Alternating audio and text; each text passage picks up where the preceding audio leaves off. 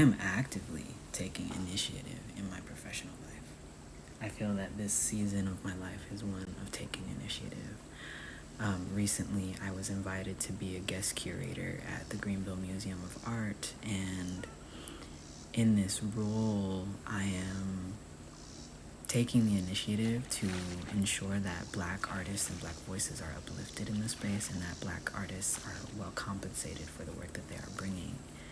We are being really intentional about the ways that we're interrogating the workings of an institution like a museum. A lot about the Black artist and the duty, the role of the Black artist in this time where we are experiencing such heightened levels of peril and multi-front genocide being committed against Black and brown bodies across the globe. Something that really roots into my initiative in this time is making sure that Black people are honored for the things that we bring to this world, for the gifting that we hold, and elevating that honor to a space of both reverence and reparation for the atrocities that we've experienced.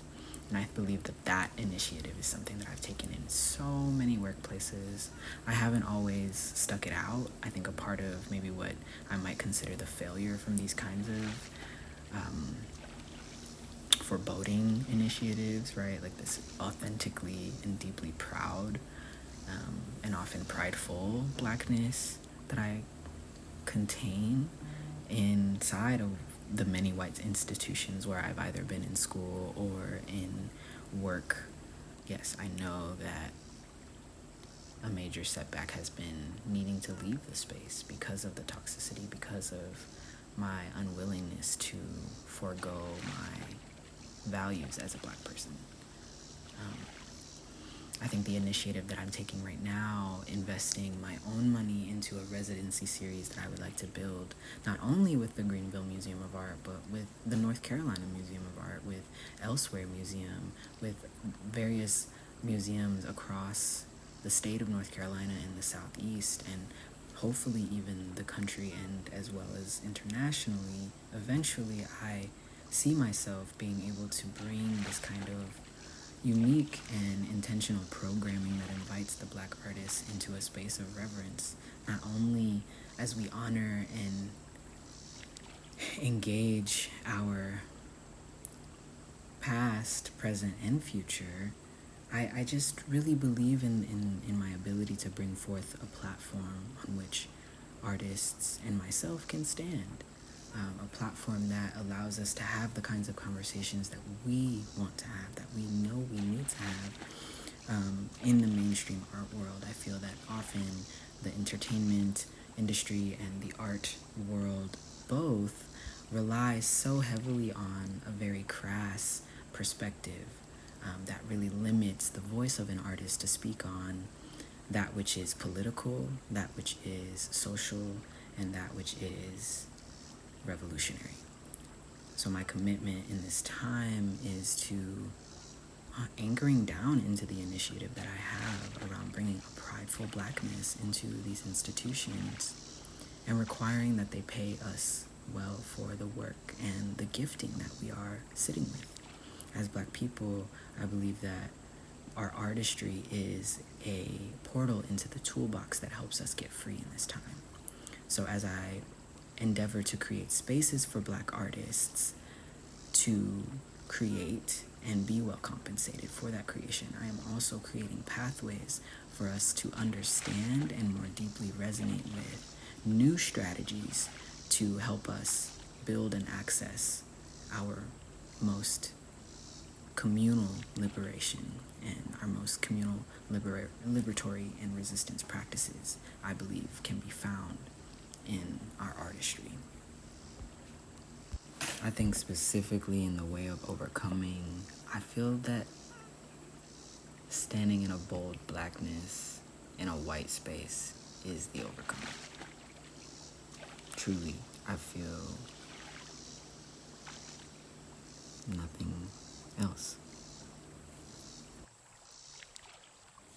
This is something I wrote in my journal of notes as I read The Courage to Grow. If capitalism didn't exist, I would still teach kids. I would still journey the hero's journey. So much about teaching for me is listening and remembering practices of our ancestors.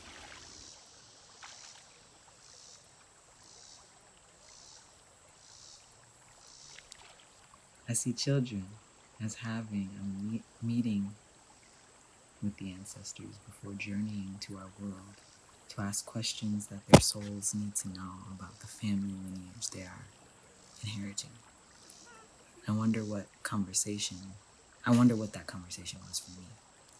I imagine that the conversation was a welcoming and instilling a blessing with gifts and inherent knowing that I brought with me, that we all bring with us to our world. This belief is what attracts me to wanting to work with and learn with young people, to truly honor them in all that they are here to share with us. Acton is the first school that feels like it holds space for what I can feel is a lofty goal in our capitalist system, which devalues our greater spiritual capacities for knowledge and gifting. Our magnificence as Black people who hold deep and intensely important connections to the other worlds. Which is not to say that I want to force my beliefs onto the young people, but I do truly see and honor their being here and all that I know. Put simply, I also believe that every child is a genius.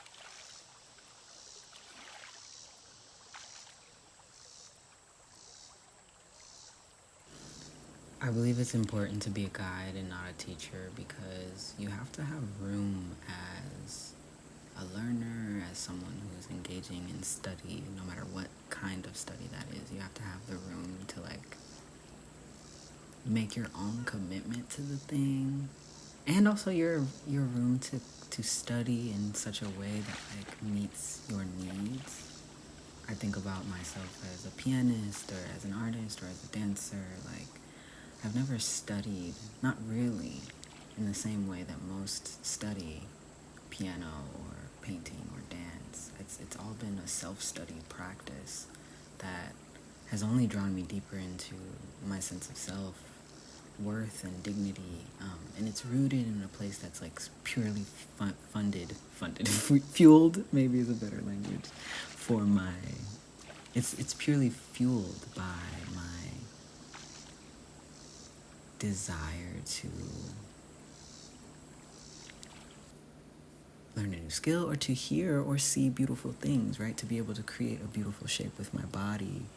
I'm approaching that space of study as something that is well, this would be the shape that my body makes, so why would I go to someone else to ask, how do I make a beautiful shape with my body? I think there are things that dance instructors can teach us, right? Which is I can teach you how to create a certain quality of movement in your body in such a way where you are evenly supporting your weight, or you are skilled enough to know the technique of how to do this, how to create certain movements, certain flows, certain shapes with your body without hurting yourself. I feel like that's the big thing. As a guide, I feel that we are giving folks parameters inside of which to do their own exploration. I think that's such a beautiful posture to approach both the process period of learning and study. Because in that way it is more communal. It's more of an engaging call and response between the guide and the person in study. And the lessons that come forward can then be so much more full, so much more deeply personal, so much more accurate to the fullness of what we are studying. I think sometimes when we're learning one thing, for instance, piano or dance for me, as I learn the practice of understanding something like a circle of fifths, or understanding chord structure and melody, rhythm, things like that, it's teaching me so much more about myself I think something that I really appreciated from my piano instructor was that every time we had a lesson, I was able to show up and be like, look at this new cool thing I learned, like, and it wasn't necessarily me practicing the activities that she gave or even doing the homework that she assigned. No, like I was like in my own place of deeply listening to Robert Glasper and Marcus Miller and Donny Hathaway and so many other, Layla Hathaway, so many people that I believe are really great teachers as they are just musicians. I think we are always learning in this life and in this process. So yeah, I really want to be supportive to especially young people in this life, but people in general. I find that it is a skill of mine to be supportive to the conversations that come about when we're in process with something, when we're learning how to do something new.